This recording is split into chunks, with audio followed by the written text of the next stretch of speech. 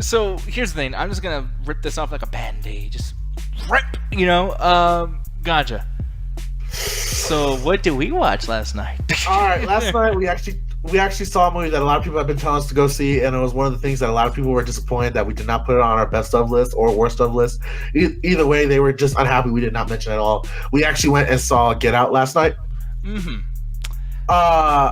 Man, do you want to pull up the trailer so we can just ease into this review before we just completely make everyone mad at us?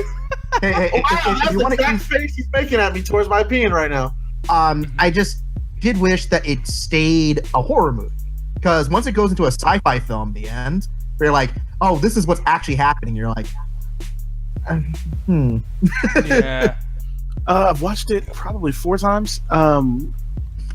That's just like me. Like, I saw it on my own without other folks around, because sometimes I just don't want to see movies with a bunch of friends. And then of course I've watched it with some other people at different points. Really good movie. Obviously I've been a big supporter of the film. Just to point it out for people who mentioned in the chat, Get Out is not a comedy. It's got Thank you. But it is not a comedy. We'll get into that right now, because, man, this is the thing that pissed me the fuck off in this movie, and we'll get into that right now. But yeah, put a slash symbol there. It's a horror comedy, and I'll tell you why. And it kills the fucking movie for me. But Allie, before I even continue on, before I get mad, because that pisses me the fuck off. But what did you feel about the movie, sweetheart? As our official member of the Black delegation. I very much appreciated it. I thought, as much as, well, I'm sure Nick and Gans are going to get into it, I thought Daniel Kaluuya was excellent. I really bought his character. Felt like real reactions. I think any of us would react in the situation. When it became more sci-fi oriented, that's where it kind of lost me a little bit. Because honestly, with Corey Martin and all of them saying like, oh man, I've watched this movie like 8 times. I'm like, I don't think it's really like a movie I could watch again and again. It's just that last part, that climax, is just kind of takes it down for me. I still do think it's one of the best movies of last year, and that's why it did make my top 10 list. I think it was like number 7 or something like that. But no, it definitely, I think it's very tight, like the way the script is. I thought the pacing was actually pretty good, like the build up to it. The biggest thing that drove me up the fucking wall, and this dude is my movie version of Roman fucking Reigns. I fucking despise this guy. I really The main character? Yeah. Daniel Kaluuya, or whatever stupid fucking name Daniel is. Kaluuya. This dude does not emote. He does not. The fucking dude, right in the beginning, one thing that really triggered the fuck out of me, especially in today's climate with like cops killing black people and etc. Tell me why this dude was just totally like, okay, when the cop pulls him over and his fucking white girlfriend's like, yo, hey, you can't fucking tell him that, you can't do this, you can't do that, you can't treat him that way, and then he just gets in the passenger side of the car and acts like he just stumped his fucking toe. Why does he not give a shit? Why is a situation... Because he got away with it. Because he doesn't want to die, Nick. Yeah. No, but after the car, he's talking about his reaction. I've been in that to his exact girlfriend. situation before. And No, it's I know, like, but after could that... you please shut the fuck up? Because he's not going to touch you. He's going to shoot me. Can you please stop now? But I'm talking about after that. I said that 3 times. Like after that. After when they're driving away. He didn't tell her off. He didn't say, hey, look what you just did there. You almost got my ass killed. Because I'm going to yell at the white girl in the car who's driving me? I would have. After the cops? She This is almost like, got him. I don't know if that I cop is would've still gone- behind us right now. Like, I would have gone on off her ass as soon as I saw the cops pull You off. had an I would have been like, argument at what home. the fuck is wrong with you? Trying to start a fight with a cop. You know I got weed in the glove compartment. Well, even at Yeah. that point, just be like, hey, yo, let me take the driver's seat. And then if she says no and she's being fucking argumentative, guess what? She's probably a psycho, which, by the way, in the fucking movie, she ends up being a psycho anyways. So it's like... There's so many things in here, especially the way she talks to his best friend, the way she's acting, the way she doesn't want to tell him at all that her family is a fucking racist psychopath fucking family. There's so many hints that the movie and her give the character and us that she's a fucking psychopath and that she's a racist chick too. And he just, he'd rather just go, oh, crazy. Oh, man. Oh, well, hey, crazy. Like, the same thing for 2 hours. Just, oh, man. Like, is that all you can do? I don't even remember what his voice sounds like, man. He doesn't talk.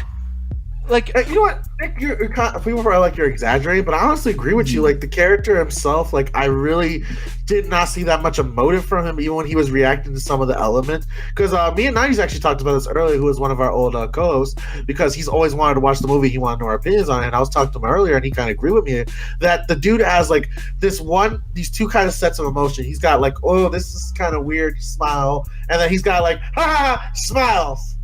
yeah. And there's no different variation between how he reacts to the situation until like the last hour, maybe to the last 45 of the movie, where he starts realizing stuff is really crazy. Before that, I kind of get how some people that aren't really paying attention to it because he is a comedy, because he does make these comedic reactions. Like, for example, like when he walked in and realized how crazy the lady's like, okay, that's weird.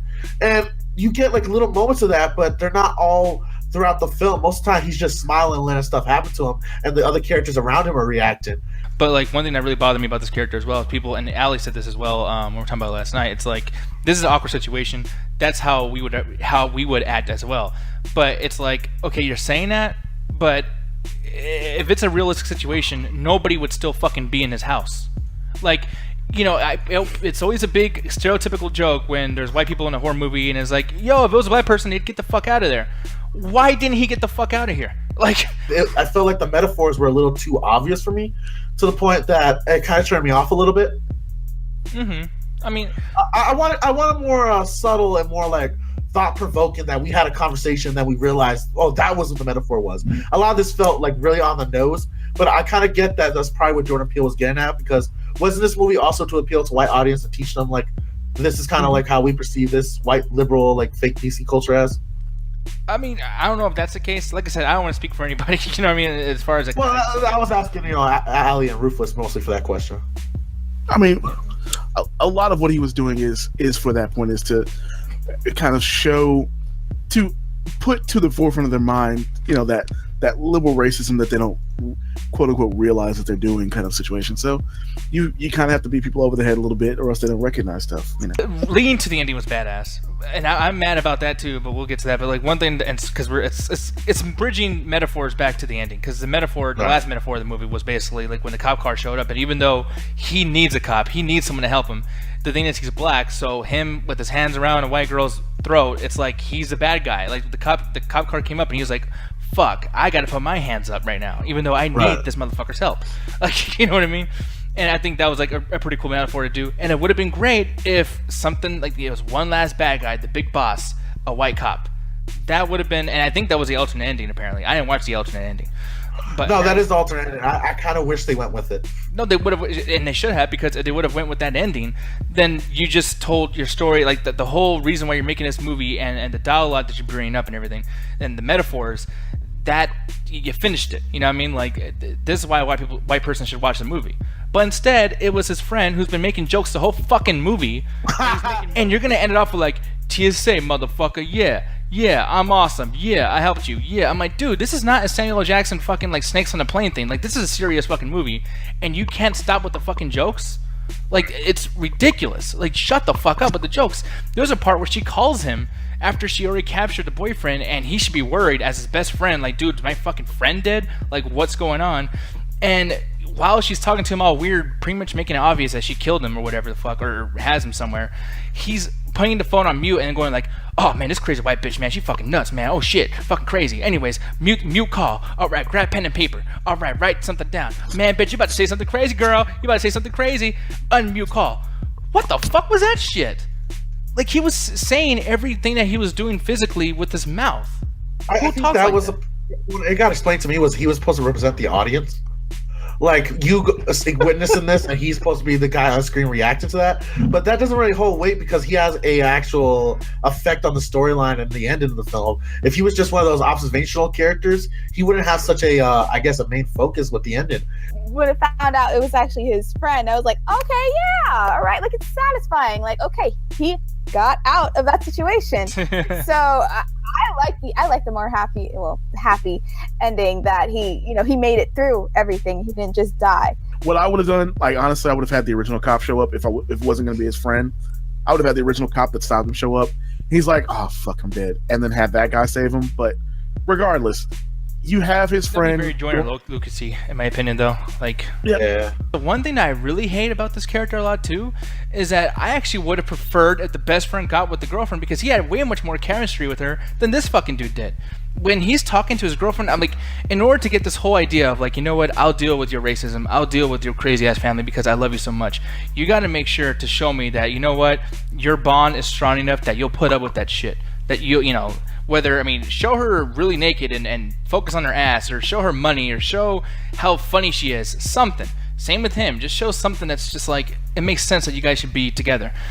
They have no chemistry, so honestly, like, as soon as when the weird shit starts happening, I know that bitch is not worth it. That woman is not worth any of this shit. Right. You know what I mean? Like, it's like the thumbnail. There's 3 different thumbnails that all these trailers and all these things use, even for the Golden Globes, things like that. They all use the exact same thing of him sitting down in his chair. And you know what, dude? That's literally what I feel about his fucking acting performance and anything. He's just fucking couch potatoing that shit, just sitting down doing fucking nothing.